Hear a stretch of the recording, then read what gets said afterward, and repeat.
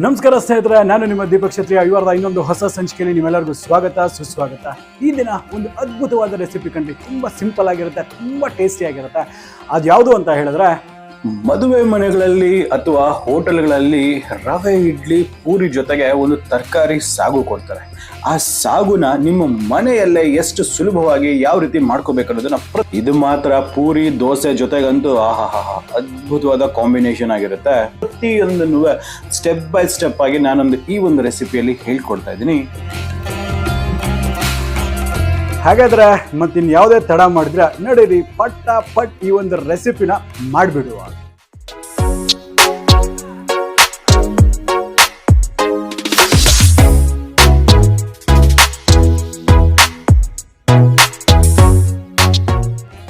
ಮಿತ್ರರೇ, ಇದು ಮಾಡಲಿಕ್ಕೆ ಒಂದು ಸ್ವಲ್ಪ ತರಕಾರಿಗಳನ್ನ ನಾನು ತೊಗೊಂಡಿದ್ದೀನಿ. ಅದರಲ್ಲಿ ಸ್ವಲ್ಪ ಕ್ಯಾರೆಟ್ ಈ ರೀತಿ ಸಣ್ಣಗೆ ಹಚ್ಕೊಂಡಿದ್ದೀನಿ, ಮತ್ತು ನಾಟಿ ಟೊಮೆಟೊ ಎರಡು, ಹಾಗೆ ಎರಡು ಆಲೂಗಡ್ಡೆನ ಈ ಥರ ಕ್ಯೂಬ್ಸ್ ಆಗಿ ನಾನು ಕಟ್ ಮಾಡ್ಕೊಂಡಿದ್ದೀನಿ. ಒಂದು ಮೀಡಿಯಂ ಗಾತ್ರದ ಈರುಳ್ಳಿ ಸಣ್ಣಗೆ ಹಚ್ಕೊಂಡಿದ್ದೀನಿ. ಮತ್ತು ಇದರಲ್ಲಿ ಇಂಪಾರ್ಟೆಂಟ್ ಅಂತ ಹೇಳಿದ್ರೆ, ಈ ಒಂದು ಹಸಿಮೆಣಸಿನಕಾಯಿ ಏನಿದೆಲ್ಲ ಇದನ್ನು ಒಂದು ಸ್ಪೂನ್ ಎಣ್ಣೆ ಹಾಕ್ಬಿಟ್ಟು ಈ ರೀತಿ ಸ್ವಲ್ಪ ಇದನ್ನು ರೋಸ್ಟ್ ಮಾಡ್ಕೊಂಡಿದ್ದೀನಿ. ಇದು ತುಂಬ ಇಂಪಾರ್ಟೆಂಟ್. ಈ ರೀತಿ ಮಾಡೋದ್ರಿಂದ ಗ್ಯಾಸ್ಟ್ರಿಕ್ ಅನ್ನೋದು ಆಗೋದಿಲ್ಲ. ಇದನ್ನು ನಾವು ಪಕ್ಕಿಟ್ಕೊಳ್ಳೋಣ. ಸೊ ಇವಾಗ ಇದಕ್ಕೆ ಒಂದು ಸ್ಪೆಷಲ್ ಮಸಾಲೆ ಯಾವ ರೀತಿ ಮಾಡಬೇಕು ಅನ್ನೋದನ್ನು ನೋಡುವ. ನೋಡಿ, ಈಗ ಒಂದು ಚಿಕ್ಕ ಮಿಕ್ಸಿ ಜಾರನ್ನು ತಗೊಂಡು ಇದರಲ್ಲಿ 1 ಕಪ್ನಷ್ಟು ತುರಿದಿರ್ತಕ್ಕಂಥ ಹಸಿ ಕಾಯಿನ ನಾನು ತೊಗೊಂಡಿದ್ದೀನಿ. ಈ 1 ಕಪ್ನಷ್ಟು ಹಸಿ ಕಾಯಿನ ಇದ್ರಲ್ಲಿ ಹಾಕೊಳ್ಳುವ. ಹಾಗೆ ಅರ್ಧ ಕಪ್ನಷ್ಟು ಪುಟಾಣಿ, ಅದೇಪ್ಪ ನಮ್ಮಲ್ಲಿ ಕಡಲೆಪಪ್ಪು ಅಂತ ಹೇಳ್ತಾರಲ್ಲ, ಅದು ಒಂದು ಅರ್ಧ ಕಪ್ನಷ್ಟು ಪುಟಾಣಿಯನ್ನು ಹಾಕೊಳ್ತೇನೆ. ಅದರೊಟ್ಟಿಗೆ ಇದು ಒಂದು ಸ್ವಲ್ಪ ಸೋಂಪು, ಒಂದು ಅರ್ಧ ಟೀ ಸ್ಪೂನ್ ಅಂದ್ಕೊಳ್ಳಿ. ಅದರಷ್ಟೇ ಒಂದು ಅರ್ಧ ಟೀ ಸ್ಪೂನಷ್ಟು ಜೀರಿಗೆ, ಮತ್ತು 1 ಇಂಚಿನಷ್ಟು ಚಕ್ಕೆ, ಹಾಗೆ 4 ಲವಂಗ, ಎರಡು ಹಸಿರು ಏಲಕ್ಕಿ, ಮತ್ತು ನಾವೇನು ಹುರಿದಿಟ್ಕೊಂಡಿದ್ವಲ್ಲ ಈ ಒಂದು ಹಸಿರು ಮೆಣಸಿನಕಾಯಿ, ಮತ್ತು ಇದು ತುಂಬ ಇಂಪಾರ್ಟೆಂಟು, 1 ಟೇಬಲ್ ಸ್ಪೂನ್ ಅಷ್ಟು ಕುಟ್ಟಿರ್ತಕ್ಕಂಥ ಧನಿಯಾ, ಅದರೊಟ್ಟಿಗೆ 1/4 ಕಟ್ನಷ್ಟು ನಾಟಿ ಕೊತ್ತಂಬರಿ ಸೊಪ್ಪನ್ನು ಹಾಕಿ ಸ್ವಲ್ಪ ನೀರನ್ನು ಬೆರೆಸ್ಬಿಟ್ಟು ಫೈನ್ ಪೇಸ್ಟ್ ಆಗಿ ಮಾಡ್ಕೊಂಡು ಬಂದಿದ್ದೀನಿ. ನೋಡ್ತೀರಲ್ಲ, ಈ ಪೇಸ್ಟ್ ಅಂತಕ್ಕಂಥ ಇಷ್ಟು ಫೈನ್ ಆಗಿರಬೇಕು. ಯಾವುದೇ ಕಾರಣಕ್ಕೆ ಇದು ತರ್ತರಿ ಆಗಿರಬಾರ್ದು, ಅದು ನೆನಪಿರಲಿ. ಇಲ್ಲ ಅಂತ ಹೇಳಿದ್ರೆ ಹೋಲ್ ಟೆಕ್ಸ್ಚರ್ ಚೇಂಜ್ ಆಗ್ಬಿಡುತ್ತೆ. ಇದು ಗಂಧ ಇದ್ದಂಗೆ ಇರಬೇಕು. ಸೊ ಈಗ ಇದು ರೆಡಿ ಆಗಿದೆಲ್ಲ, ಸೊ ಇದನ್ನು ಪಕ್ಕಕ್ಕೆ ಇಡುವ. ಇಲ್ಲಿ ನೋಡಿ, ನಾನು ಇಲ್ಲೊಂದು ವಾಕನ್ನು ತೊಗೊಂಡಿದ್ದೀನಿ, ಅಥವಾ ಯಾವುದೇ ಒಂದು ದಪ್ಪ ತಳದ ಪಾತ್ರೆಯನ್ನು ತೊಗೊಳ್ಳಿ. ಇದರಲ್ಲಿ 3 ರಿಂದ 4 ಟೇಬಲ್ ಸ್ಪೂನ್ ಅಷ್ಟು ಎಣ್ಣೆಯನ್ನು ಹಾಕೊಳ್ಳುವ. ಎಣ್ಣೆ ಚಂದ ಬಿಸಿ ಆದ ನಂತರ ಇದರಲ್ಲಿ ಸ್ವಲ್ಪ ಒಗ್ಗರಣೆಗೆ ನಾನು ಸ್ವಲ್ಪ ಸಾಸಿವೆಯನ್ನು ಹಾಕ್ಕೊಳ್ತೇನೆ. ಸಾಸಿವೆ ಚಂದ ಸಿಡಿಬೇಕು, ಆಗಲೇ ಅದು ಒಂದು ಒಳ್ಳೆ ಫ್ಲೇವರ್ ರಿಲೀಸ್ ಮಾಡೋದು. ಅದು ಸಾಸಿವೆ ಸಿಡಿದ ನಂತರ ಹಚ್ಚಿರ್ತಕ್ಕಂಥ ಈ ಒಂದು ಈರುಳ್ಳಿಯನ್ನು ಹಾಕ್ಕೊಳ್ತೇನೆ. ಈರುಳ್ಳಿ ಹಾಕಿ ಇದು ಸ್ವಲ್ಪ ಸ್ವೆಟ್ ಆಗಬೇಕು, ಯಾವುದೇ ರೀತಿ ಕಲರ್ ಬರೋ ಅವಶ್ಯಕತೆ ಇಲ್ಲ. ಈ ಒಂದು ಈರುಳ್ಳಿ ಸ್ವಲ್ಪ ಮೆತ್ತಗಾದರೆ ಸಾಕು. ನೋಡಿ, ಈರುಳ್ಳಿ ಎಲ್ಲ ಸ್ವಲ್ಪ ಮೆತ್ತಗಾಗಿದೆ, ಸ್ವಲ್ಪ ಟ್ರಾನ್ಸ್ಲೂಸೆಂಟ್ ಆಗಿದೆ. ಸೊ ಇಷ್ಟಾದ ನಂತರ ಇದು ಆಪ್ಷನಲ್ ಇರುತ್ತೆ. ಇನ್ನು ಸ್ವಲ್ಪ ಆ ಕೊಟ್ಟಿರ್ತಕ್ಕಂಥ ಧನಿಯಾ ಇರುತ್ತಲ್ಲ, ಅದರಲ್ಲಿ ಅರ್ಧದಷ್ಟು ನಾನು ತೆಗೆದಿಟ್ಕೊಂಡಿದ್ದೆ. ಆ ಒಂದು ಧನಿಯಾ ಬೇಕಾದರೆ ಈಗ ಹಾಕಿ. ಅದರೊಟ್ಟಿಗೆ ಸ್ವಲ್ಪ ಕ್ಯಾರೆಟು ಹಚ್ಚಿರ್ತಕ್ಕಂಥದ್ದು, ಮತ್ತು ಈ ಒಂದು ಆಲೂಗಡ್ಡೆ, ಮತ್ತು ಸ್ವಲ್ಪ ಉಪ್ಪು.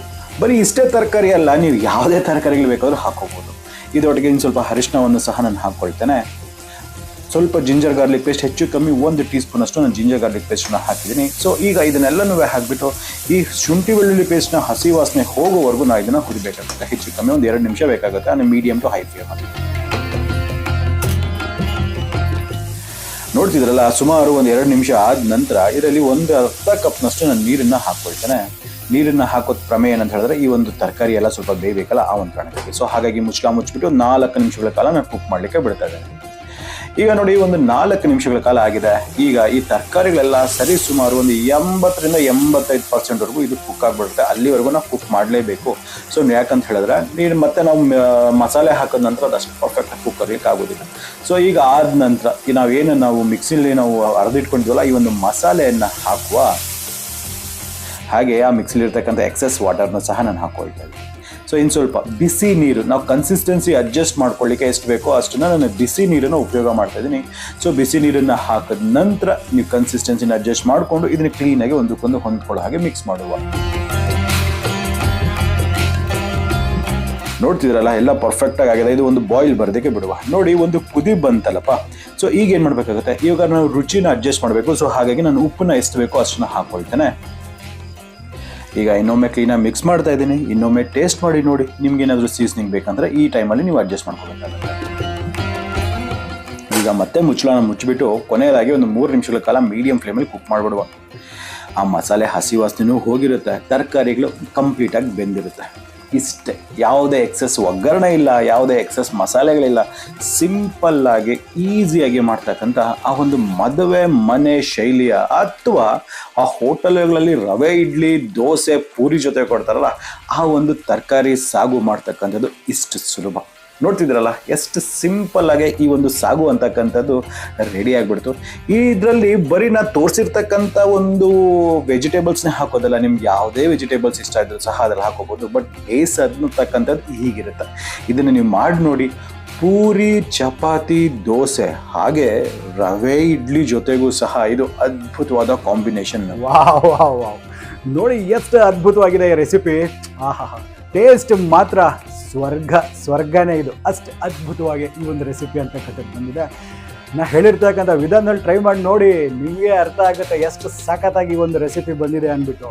ಹಾಗಾದರೆ ನಂಗೆ ಅನ್ಸುತ್ತೆ ನಿಮಗೆ ವಿಡಿಯೋ ಇಷ್ಟ ಆಗಿದೆ ಅಂದ್ಬಿಟ್ಟು. ಇಷ್ಟ ಆಗಿದ್ರೆ ನಮ್ಮ ಚಾನಲ್ನ ಸಬ್ಸ್ಕ್ರೈಬ್ ಮಾಡ್ಕೊಳ್ಳೋದನ್ನು ಮರಿಬೇಡಿ. ಹಾಗೆ ಪಕ್ಕದಲ್ಲಿ ಒಂದು ಬೆಲ್ಲೈಕನ್ ಇರುತ್ತಲ್ಲ, ಆ ಬೆಲ್ಲೈಕನ್ನ ಟಚ್ ಮಾಡಿಬಿಟ್ಟು ನೋಟಿಫಿಕೇಶನ್ಸ್ನ ಆಲಿಗೆ ಮಾಡಿ. ಆಗ್ತಾನೆ ನಮ್ಮೆಲ್ಲ ಅಪ್ಡೇಟ್ಸ್ ನಿಮಗೆ ಮೊದಲನೇದಾಗಿ ಸಿಗ್ತಾ ಇರುತ್ತೆ. ಹಾಗಾದರೆ ಇನ್ನೊಂದು ಹೊಸ ವೈವಿಧ್ಯಮಯ ಅಡಿಗೆಯೊಂದಿಗೆ ನಿಮ್ಮ ಮುಂದೆ ಹಾಜರಿರ್ತೀನಿ. ಅಲ್ಲಿವರೆಗೂ ದೀಪಕ್ ಕ್ಷತ್ರಿಯ ಸೈನಿಂಗ್ ಆಫ್ ಆ್ಯಂಡ್ ಜೈ ಹಿಂದ್, ಜೈ ಕರ್ನಾಟಕ, ನಮಸ್ಕಾರ.